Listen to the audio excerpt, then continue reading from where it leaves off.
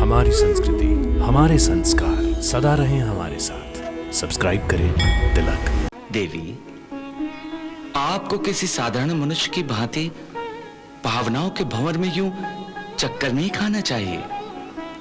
भावना मनुष्य का आभूषण है, देवी देवताओं को शोभा नहीं देता।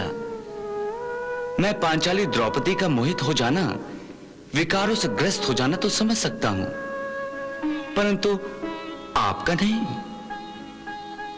कदाचित आप भूल गई हैं कि आप स्वयं कौन हैं। देवी, भावना से कर्तव्य श्रेष्ठ है, धर्म श्रेष्ठ है। तनिक सोचिए, यदि मैं भी आपकी भांति विकारों के अधीन होकर अपना कर्तव्य, अपना धर्म सब कुछ भूल गया होता तो क्या होता देवी? अनर्थ, महाभयंकर अनर्थ हो जाता। देवी, अब मेरा अवतार कार्य पूर्ण होने को आया है। पृथ्वी से विदा लेने का समय अब शीघ्र ही आ जाएगा और आप मुझ पर अब भी रुष्ट हैं? नहीं प्रभु, मुझसे भूल हो गई, मुझे क्षमा कर दीजिए प्रभु। असुरेश्वर वज्रनाभ की जय, असुरेश्वर वज्रनाभ की जय, असुरेश्वर वज्रनाभ की जय, असुरेश्वर वज्रनाभ की जय। मेरे शूर सेनानियों और वीर सैनिकों, आपके बाहुबल और शौर्य पर आज तक मैंने अपने शत्रुओं को अपने सामने नाक रगड़ने पर विवश किया है। हमारी सेना के घोड़ों की टापों को सुनकर शत्रु भागते दिखाई देते हैं। मेरे नाम से वास्तव में आपकी धाक बैठी है। शत्रुओं के हृदय में आपका भय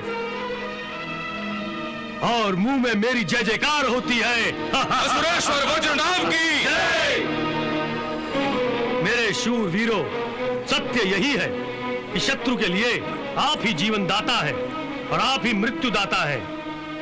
फिर आप उस ग्वाले कृष्ण के लिए क्या बनना चाहेंगे? जीवन दाता या मृत्यु दाता? मृत्यु दाता, मृत्यु दाता। आप जैसे बलवान और शौर्यशाली वीर जब किसी धरती पर कदम रखते हैं तो आपकी हो जाती है, और जब आप द्वारिका में कदम रखेंगे तो आप जानते हैं तब क्या होगा? हाँ असुरेश्वर, द्वारिका हमारी हो जाएगी, द्वारिका हमारी हो जाएगी। हम द्वारिका को अपने कदमों तले रौंद डालेंगे, हम द्वारिका को अपने कदमों तले रौंद डालेंगे। शाबाश मेरे वीरों, शाबाश। अपने इस जोश को यूं ही बनाए रखो। मुझे विश्वास हो गया है कि मैंने द्वारिका जीत ली है। मुझे यूं लगता है कि मैंने ग्वाले कृष्ण पर विजय प्राप्त कर ली है, विजय प्राप्त कर ली है। असुरेश्वर की जय, असुरेश्वर की जय, असुरेश्वर। असुरेश्वर, हमारी तलवारें यादवों के रक्त से स्नान करने के लिए व्याकुल हो रही हैं।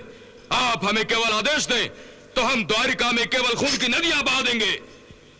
आप सबके भरोसे ही तो मैं द्वारिका पर आक्रमण करने जा रहा हूं। मैं जानता हूं सेनानियों, आपकी तलवार का प्रहार सहन करने की क्षमता किसी भी शत्रु में नहीं है। फिर वो कृष्ण, वो बंशीधर आपकी तलवार का प्रहार कैसे सह सकेगा? बांसुरी बजाने वाला कभी कोई युद्ध जीत पाया है भला?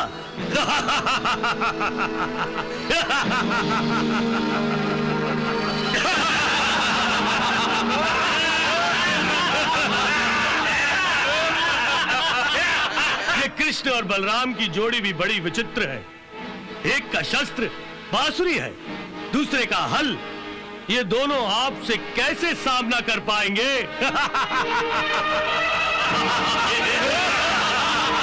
सेनानियों, सैनिकों, द्वारिका पर विजय पाना और उस ग्वाले का अस्तित्व मिटा देना, यही मेरे जीवन का अंतिम उद्देश्य है। इसलिए मैं आपको द्वारिका पर आक्रमण करने की तैयारियां करने का आदेश देता हूं। तैयारियां पूरी होते ही हम द्वारिका पर आक्रमण करेंगे। हम द्वारिका पर आक्रमण करेंगे। असुरेश्वर वज्रनाभ की जय, असुरेश्वर वज्रनाभ की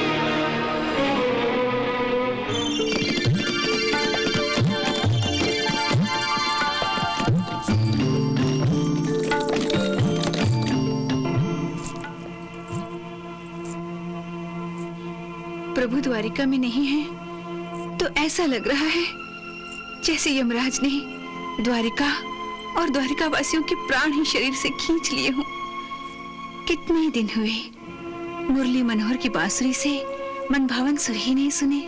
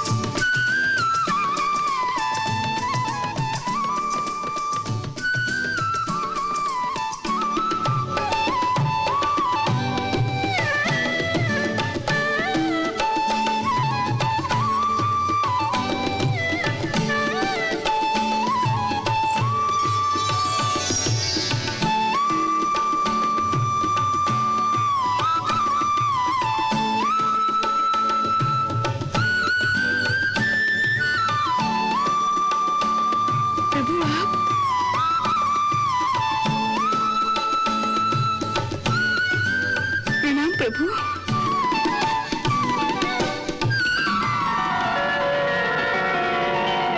देवी रुक्मिणी, आज याद आई है आपको मेरी? आपकी याद तो मुझे सदा ही आती थी। यदि याद आती थी तो इतने दिनों आप मुझसे दूर क्यों रहे? आपके बिना मेरे लिए हर पल एक युग के बराबर था। अब आपके दर्शन हो गए, ऐसा लगता है मानो बेजान शरीर में जान आ गई हो। ये क्या प्रभु, मेरी ये दशा देखकर आपको दया नहीं हंसी आ रही है? देवी, आपको किसी साधारण मनुष्य की भांति भावनाओं के भंवर में यूं चक्कर नहीं खाना चाहिए। भावना मनुष्य का आभूषण है, देवी देवताओं को शोभा नहीं देता। मैं पांचाली द्रौपदी का मोहित हो जाना, विकारों से ग्रस्त हो जाना तो समझ सकता हूं, परंतु आपका नहीं।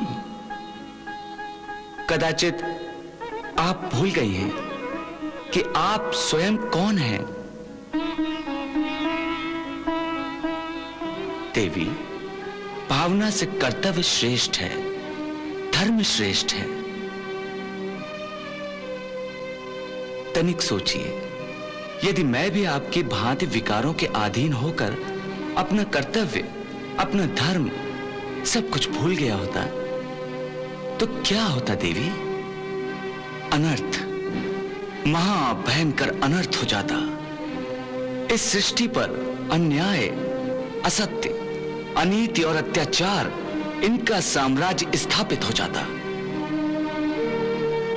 देवी, सुख और ऐश्वर्य की लालसा के कारण धर्म, अर्थ, काम और मोक्ष, जीवन के इन चार पुरुषार्थों की परिभाषा ही बदल जाती। अर्थ और काम, इनके भ्रष्ट संगम के कारण प्राप्त होने वाले वैभव, ऐश्वर्य, यही मोक्ष है और उसके लिए किया गया आचरण यही धर्म है, ऐसा माना जाता था। इस भ्रष्ट आचरण को दुर्योधन, शकुनी आदि अधर्मी प्रतिष्ठा दे रहे थे और इसलिए संपूर्ण भारतवर्ष में भ्रष्ट आचरण के प्रतिष्ठित होने का भय निर्माण हो गया था। इस भय का नाश कराने और धर्म, अर्थ, काम, मोक्ष, इस जीवन के मूल पुरुषार्थ को फिर से उदय कराने के लिए कौरवों का अस्त और कौरवों का विनाश परम आवश्यक हो गया था। देवी, इस महायुद्ध की गूंज कल्पांत तक गूंजती रहेगी, क्योंकि इस महायुद्ध ने प्रमाणित कर दिया है धर्मो रक्षति राक्षिता, अर्थात धर्म ही रक्षा करता है, तभी प्राणी संरक्षित हो सकता है। पांडवों के माध्यम से मैंने अधर्मियों का संहार किया है। देवी, अब मेरा अवतार कार्य पूर्ण होने को आया है। पृथ्वी से विदा लेने का समय अब शीघ्र ही आ जाएगा और आप मुझ पर अब भी रुष्ट हैं? नहीं प्रभु, मुझसे भूल हो गई। मुझे क्षमा कर दीजिए प्रभु, मुझे क्षमा कर दीजिए, मुझे क्षमा कर दीजिए प्रभु।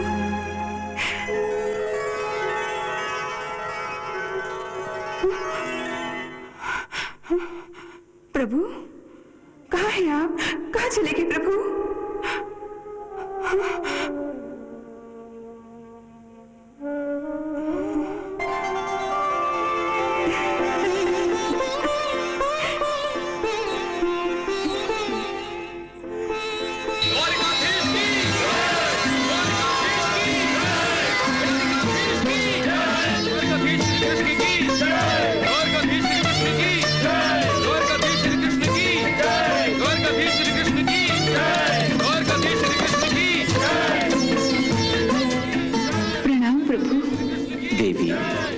आपके बिना मेरे लिए हर पल एक युग के समान था।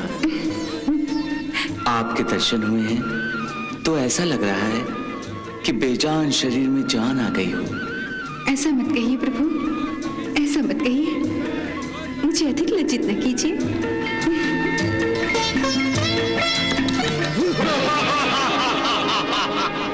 असुरेश्वर वज्रनाभ को चरवाक का प्रणाम।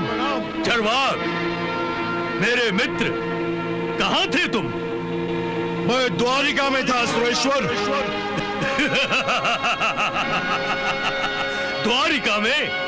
क्या कृष्ण का स्वागत करने गए थे? कृष्ण का स्वागत तो मैं अपने ढंग से करूंगा, परंतु इस समय उसका द्वारिका में शानदार स्वागत हो रहा है। यदि आप आज्ञा दें तो मैं इस स्वागत समारोह को शोक समारोह में बदल दूं। वो कैसे? कृष्ण का स्वागत करने वाली भीड़ का मैं भी एक अंश बन जाऊंगा और उसी भीड़ का लाभ उठाकर मैं अपनी माया से, अपने बल के प्रयोग से कृष्ण की ही नगरी में कृष्ण का वध कर दूंगा और फिर हम अवाक और हतबल द्वारिका पर आक्रमण करके द्वारिका को शमशान भूमि बना देंगे। वाह चरवाक वाह, तुम्हारी इस कुटिल योजना को हमारा आशीर्वाद है। जाओ और कृष्ण का वध करके इस शुभ समाचार को हमें सुनाने तत्काल लौट आओ। जाओ। जो आज्ञा सुरेश्वर।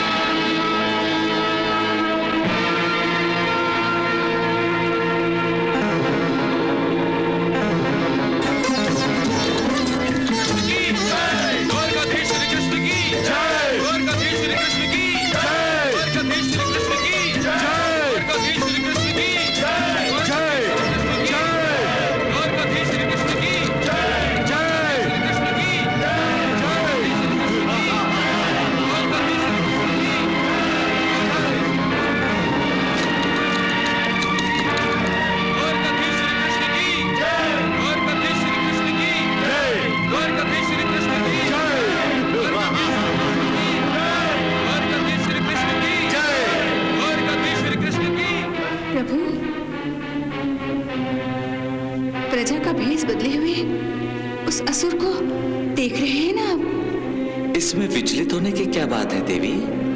जिस प्रकार द्वारिका की प्रजा मेरा सत्कार करना चाहती है, उसी प्रकार वज्रनाभ का यह असुर भी मेरा सत्कार करना चाहता है, परंतु अपने ढंग से। हाँ प्रभु, वो मायावी है, अपनी माया का अनुचित प्रयोग करेगा। देवी, ये असुर कितना ही श्रेष्ठ मायावी क्यों ना हो, दाऊ भैया और उनकी गदा इस मायावी के प्रभाव में नहीं आएंगे।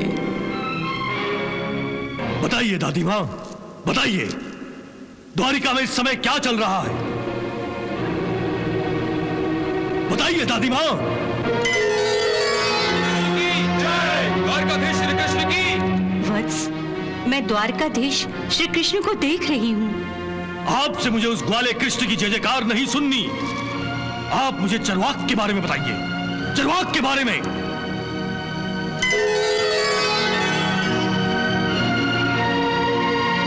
क्या कर रहा है वो?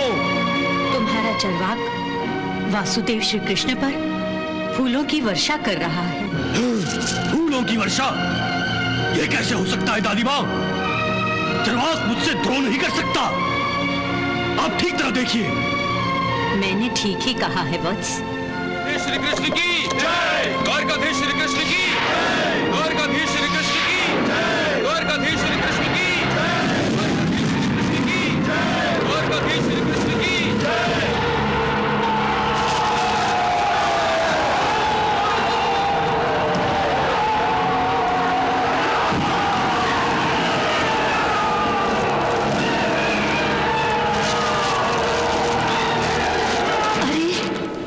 दादी माँ, क्या देखा आपने? वज्रनाभ, अनर्थ हो रहा है, भयंकर अनर्थ हो रहा है। चरवाक ने जो फूल न्यौछावर किए थे वो आग के गोलों में बदल रहे हैं वत्स। मैंने कहा था ना दादी माँ, चरवाक मुझसे द्रोह नहीं करेगा।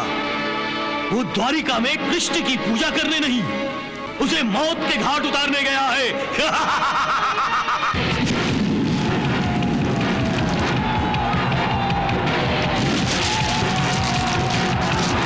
अग्निवर्षा? दाताश्री, याद अवश्य किसी दुश्मन की लगाई हुई लगती है। लगता है कोई मायावी घुस आया है जो द्वारिका में माया का खेल खेल रहा है। यह आग का खेल उसे बहुत महंगा पड़ेगा। वो नहीं जानता कि वो अपने ही हाथों अपनी ही चिता जला रहा है।